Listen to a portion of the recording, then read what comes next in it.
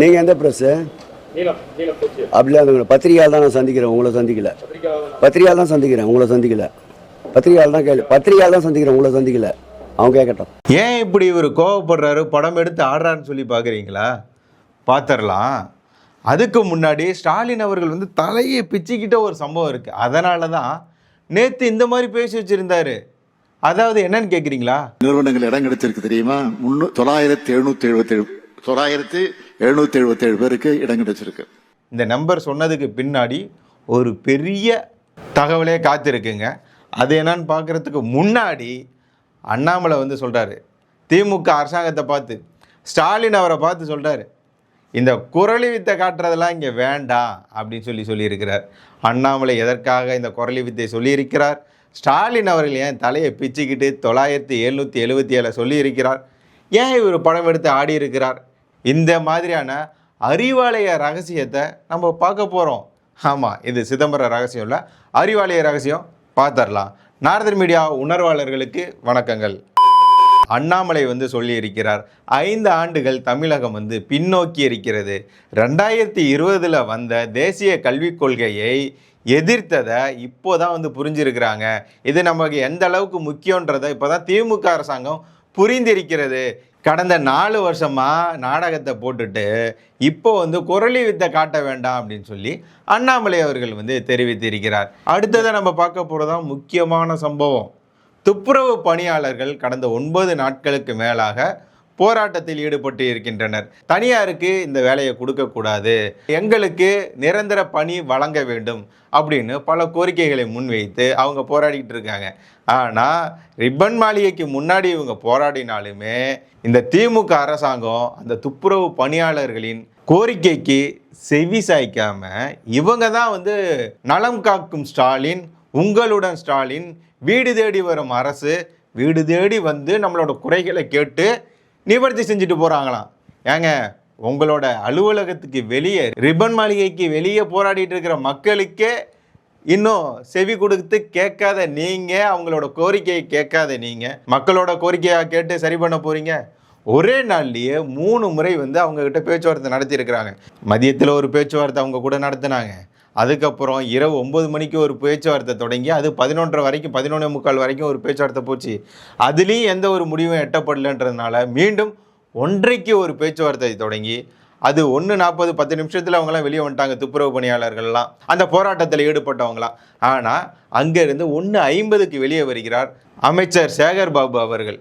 அவங்க கூட மேயர் பிரியா அவங்களும் வெளியே வராங்க. அப்போது பத்திரிகையாளர்கள் வந்து கேள்வி கேட்குறாங்க, உங்களோட தேர்தல் அறிக்கையில் கொடுத்த துப்புரவு பணியாளர்களுக்கு பணி, ஊதியம், ஓய்வூதியம் போன்ற கோரிக்கைகள்லாம் உடனடியாக நிறைவேற்றப்படும்னு சொல்லியிருந்தீங்களா, ஏன் இதை பண்ணலை அப்படின்னு சொல்லி கேள்வி கேட்குறாரு.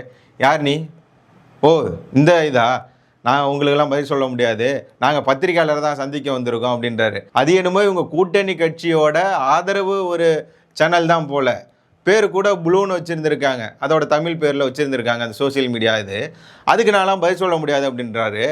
பாரஞ்சித் இதுக்கு என்ன பேச போகிறான்னு தெரியல. திருமாவளவன் கூட்டணி கட்சி தான், அவர் இதுக்கு என்ன பேச போகிறான்னு தெரியல. இதில் இன்னொன்று, ஊடகத்தை பார்த்து இவர் என்ன சொல்கிறாருன்னு சொல்லி கேளுங்களேன், எனக்கு சரியாக புரியல. பத்திரிகையால் தான் பத்திரிகையால் தான் சந்திக்கிறேன், உங்களை சந்திக்கல. அவங்க கேட்கட்டும், அவங்க கேட்கட்டும், அவங்க கேட்கட்டும், அவங்க கேட்கட்டும். அவர் உரிமையில் பேசுகிற மாதிரி எனக்கு கேட்குற மாதிரி தெரியுது. உங்களுக்கு அப்படி தான் கேட்குதா? அவர் அப்படி பேசியிருக்க மாட்டார். ஒருமையில் அவர் பத்திரிகையாளர் அவன் இவன்னு பேசியிருந்தா உடனே பத்திரிகையாளர் சங்கம் வந்து இதுக்கு பெரிய எதிர்ப்பு கொடுத்துருப்பாங்க, தெரிவிச்சிருப்பாங்க. அப்படி சொல்லியிருக்க மாட்டார். நமக்கு தான் தப்பாக கேட்குதுன்னு நினைக்கிறேன், இல்லைங்களா? ஏன்னா அது சுயமரியாதை நிறைந்த ஒரு கட்சியாச்சு, அவங்க எப்படி இந்த மாதிரிலாம் பேசுவாங்க? அதனால தான் நமக்கு தப்பாக கேட்குதுன்னு நினைக்கிறேன். உங்களுக்கு எப்படி கேட்டுதுன்னு சொல்லிட்டு மட்டும் கமெண்ட் மட்டும் போயிடுங்க.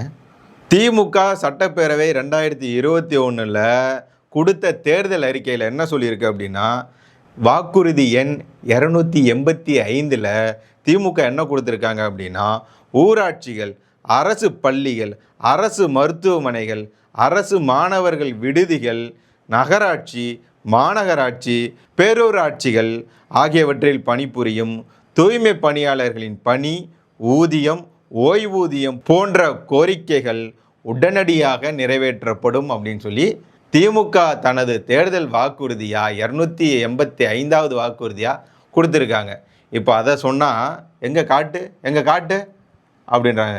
குறிப்பாக இன்னொன்று, நான் பத்திரிக்கையாளர் தான் சந்திக்கணும், அவங்க தான் கேள்வி கேட்கலான்றதெல்லாம் இல்லை. மக்கள் யார் வேண்டுமானாலும் கேள்வி கேட்கலாம். இதில் பத்திரிக்கையாளர்கள் தான் ஒரு அமைச்சரை பார்த்து கேள்வி கேட்கணுன்றது இருக்கா? ஏதாவது சட்டம் இருக்கா? தனிச்சட்டம் அதுக்கு ஏதாவது இருக்கா? அமைச்சரை பார்த்து மக்கள் கேள்வி கேட்கக்கூடாதா? இது ஜனநாயக நாடு தானே. எந்த ஒரு குடிமகனும் கேள்வி கேட்கலாம். ஓட்டு போடுறதுக்கு மட்டும்தான் மக்களா கேள்வி கேட்கக்கூடாதா? அப்புறம் என்னையா ஜனநாயகம்? அப்புறம் என்ன மக்களாட்சி? அப்புறம் என்ன சமத்துவம்? ஸ்டாலின் அவர்கள் நேற்று பேசும்போது என்ன சொல்லியிருந்தாருன்னா 9777 அப்படின்ற ஒரு நம்பர் சொல்லியிருந்தார். என்ன இந்த மாதிரி ஒரு நம்பர் சொல்கிறார், இது திராவிட நம்பரோ அப்படின்னு சொல்லி நம்ம பேசிகிட்டு இருந்தோம்ல. ஏன் ஒரு தலைக்குள்ளே இந்த நம்பர் ஓடிக்கிட்டே இருந்தது அப்படின்னு சொல்லி நம்ம பார்க்கும்போது தான் தெரியுது 4777ன்ற ஒரு நம்பரு அவர் தலையில் போய் உக்காந்துச்சு. 4777ன்ற ஒரு நம்பரு அவர் மூளைக்குள்ளே போய் பசுமரத்தாணி போல் பதிஞ்சிருச்சு. அதனால தான் அவர் 9777ன்ற ஒரு நம்பர் சொல்லியிருக்கிறார். அந்த 4777 சுற்றுன்னு சுற்றுதா? அந்த 4777ன்ற நம்பர் என்ன நம்பர் அப்படின்னா, பாஜக மாநில தலைவராக இருக்கக்கூடிய நயினார் நாகேந்திரன் அவர்களுக்கு அரியலூரின் முன்னாள் மாவட்ட தலைவர் இந்த தேர்தல் பிரச்சாரத்துக்காக ஒரு வண்டி வாங்கி கொடுத்தார், தேர்தல் வாகனம். அதில் இருக்கக்கூடிய நம்பர் தான் 4777. ஏன் இந்த நம்பர் அவரோட தலையில் சுற்றுது அப்படின்றதுக்கு இன்னொரு காரணமும் இவர் மாநில தலைவராக இருக்கக்கூடிய நயினார் நாகேந்திரன் வச்சிருக்காருன்றது மட்டும் இல்லை. இந்த நம்பரு எம்ஜிஆர் அவர்களோட வாகனத்தோட நம்பரு 4777. அதே நம்பரில் மாநில தலைவர் தமிழக பாஜக தலைவர் வச்சிருக்கிறது. இந்த பாஜக அதிமுக கூட்டணின்றது ஒரு தலையை போட்டு பிச்சிக்க வச்சிருக்கு. அதனால தான் அந்த நம்பரு ஒரு தலைக்குள்ளே போய் ஏறி நின்று இந்த 4777ன்றது 9777 பரிணாம வளர்ச்சி அடைஞ்சிருக்கு. இப்போ புரியுதா அதிமுக பாஜக கூட்டணியை பார்த்து திமுக எந்த அளவுக்கு பயத்தில் இருக்காங்கன்னு? அப்புறம் பாருங்கள், இதை சொல்லாமல் போனால் சரியாக இருக்காது. திமுக வாக்குறுதி கொடுத்துருந்தாங்களா? என்னன்னு கேட்குறீங்களா? நாங்கள் ஆட்சிக்கு வந்த உடனே முதல் கையெழுத்து நீட் தேர்வு ரத்து அப்படின்னு சொல்லியிருந்தாரா? ஆனால் அதுதான் பண்ணல.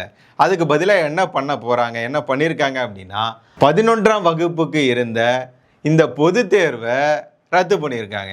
நீட் தேர்வை ரத்து பண்ண போகிறாரு நைனான்னு சொல்லி ஓபிஸ்லாம் காத்துக்கிட்டு இருக்கும்போது நைனா அடிச்சாரு பாருங்க, +1 தேர்வை ரத்து பண்ணி வச்சிருக்கிறாரு நைனா.